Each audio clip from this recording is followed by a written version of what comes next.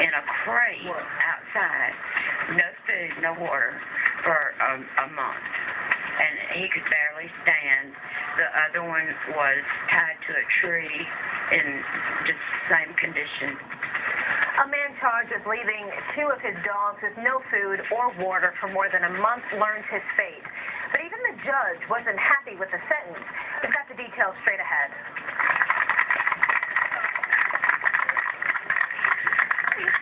And friends and family, welcome home a local hero, just in time for the holidays. And temperatures are leveling off out there right now. We're in the 50s. We have some scattered clouds. Looks like we're in for a warming trend in the coming days. I'm Chief Meteorologist Jason Smith. I'll have your full forecast coming up.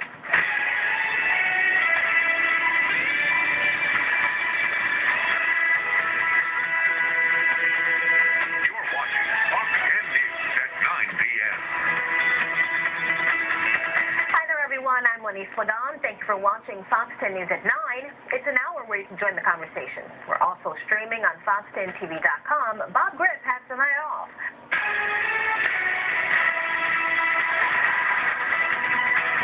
And new tonight at 9, a local man will spend some time behind bars for leaving his 2 dogs without food or water for 5 weeks. Fox News reporter Paige Malone was at the Saraland Courthouse today for that sentencing. So, Paige, what happened? Well, Lenise, there was quite a crowd at the courthouse today, all asking for justice for these 2 dogs. And the judge ruled in their favor, but he wasn't exactly happy with the sentence he handed down. These pictures were taken just after Bo and Luke were found. Their owner's names still printed on their collars, Rodney Loper. But the rescuers believe it had been almost 5 weeks since he had seen them. One was in the lot in a crate outside, no food, no water, for a month. And he could barely stand. The other one was tied to a tree in just the same condition that had been infested with every parasite in the world. Loper's landlords found the dogs after he moved out.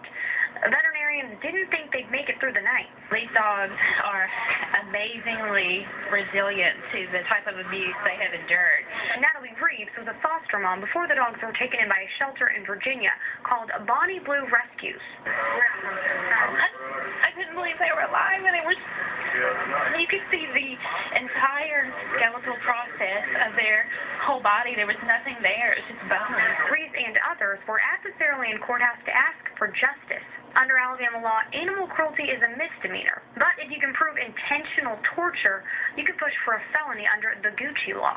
The prosecution went for the misdemeanor. The interpretation of the prosecutors and the judges to say that starving is not torture, but starving is probably the worst type of torture.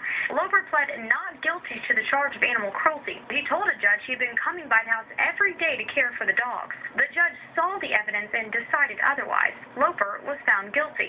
But the real justice is in these photographs. Both Bo and Luke are in their forever homes, where they have all the food, water, and love they deserve. And Loper, he's in jail.